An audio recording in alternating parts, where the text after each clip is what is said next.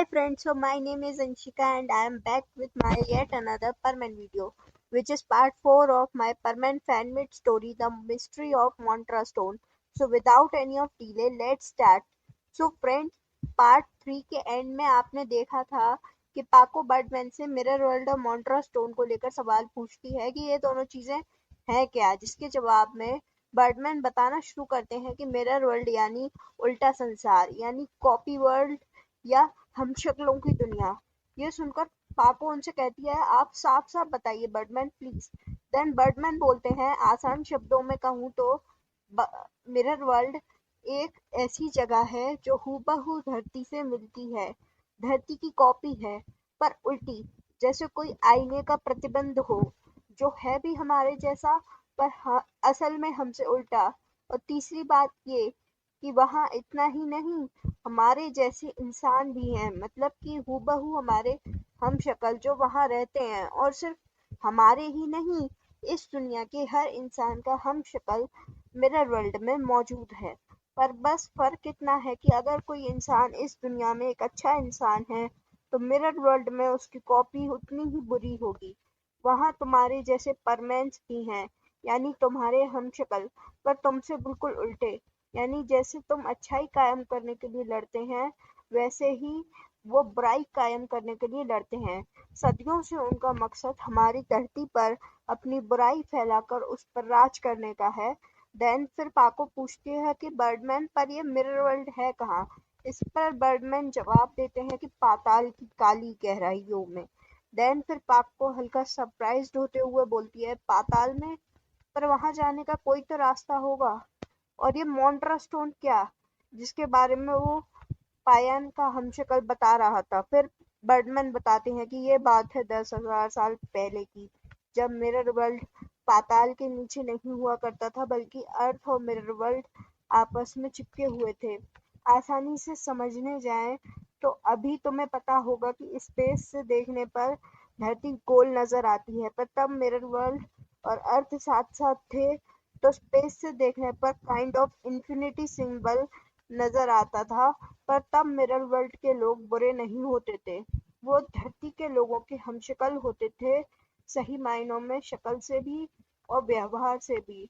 और फ्रेंड्स, अगर अब भी आपको मिरर वर्ल्ड और अर्थ के बीच कोई कंफ्यूजन है तो मैं उन दोनों की सिचुएशन को हम आज़ादी के पहले के इंडिया और पाकिस्तान से समझ सकते हैं। जैसे कि आज़ादी से पहले वो दोनों अलग थे फिर भी साथ में जुड़े हुए थे, वैसे ही थे मिरर वर्ल्ड और अर्थ।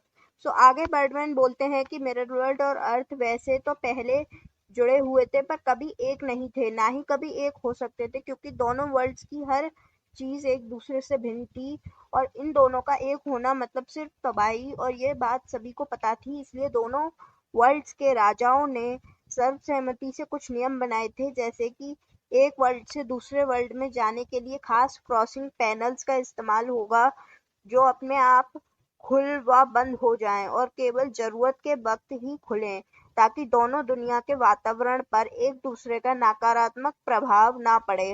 और वो पैनल्स केवल दिन में एक बार खोले जाते थे और वो इतने शक्तिशाली थे कि कोई उन्हें तोड़ ना सके।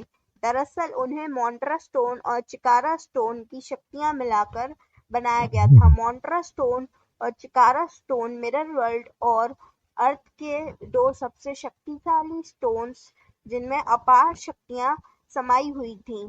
चिकारा स्टोन मिरर वर्ल्ड के लोगों की शक्ति और पोषण का स्रोत है, और मोंट्रा स्टोन अर्थ के लोगों का, और इनसे बनाए क्रॉसिंग पैनल्स मजबूती से मिरर वर्ल्ड और अर्थ के बीच दीवार का काम करते थे। पर एक बार मिरर वर्ल्ड के राजा की तबीयत ज्यादा खराब हुई, इतनी कि डॉक्टर ने भी ऑलमोस्ट हाथ खड़े कर लिए। इसलिए उन्होंने अपने बेटे सुयोई का अपना अगला राजा घोषित किया, और उसके कुछ दिन बाद गुजर गए और उनका बेटा सुयोई जैसे इसी दिन का इंतजार कर रहा था। उसका सपना था मिरर वर्ल्ड और अर्थ पर राज करने का, तो उसने अपने पिता के गुजरते ही अर्थ पर हमला करने की सोची। और फिर जैसे ही उस दिन क्रॉसिंग पैनल्स खुले, उसने अपनी सेना के साथ हमला कर दिया और अर्थ के राजा इस अचानक हमले के लिए तैयार नहीं थे, पर फिर भी उन्होंने डटकर मुकाबला करने की कोशिश की। पर सोयोई की सेना के आगे उनकी सेना कमजोर पड़ती जा रही थी, इसलिए उन्होंने बर्ड प्लैनेट से मदद मांगी। बर्ड प्लैनेट ने भी अपनी सेना उनकी मदद के लिए भेजी, साथ ही उन्हें परमानेंट सेट्स भी दिए, जिनको राजा ने अपनी सेना के 4 बहादुर लोगों को दिया, और उन सबके नाम थे मित्सो, सुमिरे, टाबू और होनेकावा। यह सुनकर पाको एकदम शॉक हो जाती है और कहती है, पर मित्सो और सुमिरे मतलब? फिर बर्डमैन बोलते हैं, उन चारों ने पूरी हिम्मत से लड़ाई की, पर सुयोई की सेना बहुत विशाल थी और हार बहुत पास लग रही थी। पर सुयोई की जीत का मतलब था अर्थ की तबाही, बुराई का राज, और अगर सुयोई मोंट्रा स्टोन भी हासिल कर लेता, तो सिर्फ अर्थ ही नहीं बाकी प्लैनेट्स को भी खतरा था, क्योंकि Montra stone one of the most powerful stone है यूनिवर्स का, और इसलिए अगर सुयोई के हाथ मोंट्रा स्टोन पड़ जाता, तो कोई सोच भी नहीं सकता था कि कितना बुरा होता। और इसलिए कोई रास्ता ना पाकर मित्सो और सुमीरे को एक आइडिया आया। वो दोनों कई मुसीबतों का सामना कर मोंट्रा स्टोन तक पहुंचे। मोंट्रा स्टोन एक घने जंगल के बीच की एक गुफा में है, ऐसा कहा जाता है, पर तब भी गुफा से मोंट्रा स्टोन के पास पहुंचना बहुत ही मुश्किल माना जाता है। पर मित्सो और सुमीरे वहां पहुंच गए और मोंट्रा से सब ठीक करने की प्रार्थना की, पर इसके बदले एक आकाशवाणी गूंजी कि उसने मोंट्रा स्टोन ने उनसे उनकी कुर्बानी मांगी। इस पर मित्सो और सुमीरे ने काफी सोचा और फिर अपने अपने सिरों को काट कर मोंट्रा को अपनी कुर्बानी दे दी, और जैसे ही उन दोनों के जमीन पर गिरे पड़े खून आपस में मिले, एक चमकदार रोशनी निकली और कुछ ही पलों में मिरर वर्ल्ड पाताल में समाता चला गया और क्रॉसिंग पैनल्स भी दूर समुद्र की गहराइयों में चला गया, जिसका पता मिरर वर्ल्ड के लोगों को भी नहीं चला। पर जाते जाते सोयोई बोल गया था कि एक दिन वो वापस आएगा परमैन से बदला लेने, और जिन और मिस्सो और सुमीरे की वजह से उसका सपना टूटा है, वो उनकी कुर्बानी देकर अपना सपना पूरा करेगा।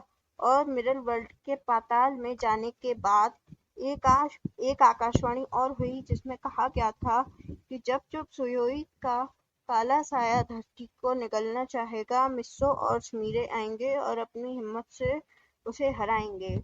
पर लगता है सोयोई की सेना को वो क्रॉसिंग पैनल्स का पता चल गया है, और उससे भी बड़ी बात, उन्होंने परमानेंट सेट भी बना लिए इतने सालों में। अब क्या होगा? पर पाको को ये सब सुन के कुछ सूझ नहीं रहा था, और बर्डमैन उसकी उलझन समझ जाते हैं और बोलते हैं, क्या तुम लोगों ने कभी सोचा है मैंने तुम्हें ही परमैन क्यों बनाया, खासकर तुम्हें और मिस्सो को? पाको पाको कुछ नहीं बोल पाती। फिर बर्डमैन ही बोलते हैं कि क्योंकि तुम दोनों को परमैन बनने को मैंने नहीं, नियति ने चुना है। उस दिन आकाशवाणी में जो जो बातें मित्सो और सुमीरे के बारे में बोली गई थी, वो तुम दोनों से मिलती थी, या ये भी कह सकते हैं कि तुम दोनों उन मित्सो और सुमीरे का पुनर्जन्म हो।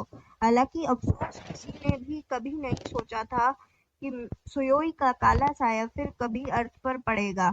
फिर पाको पूछती है कि क्या सुयोई और उसकी सेना को हराने का कोई तरीका नहीं? उस पर बर्डमैन बोलते हैं कि नहीं, समय चाहे जितना बदला हो, सुयोई और उसकी सेना बहुत ताकतवर है, और अब वो हम उसने अपनी परमानेंट टीम भी बना ली है, और पता नहीं इतने सालों में उसने अपनी शक्तियों को किस हद तक बढ़ा लिया होगा। अब उसे हराना लगभग नामुमकिन सा है।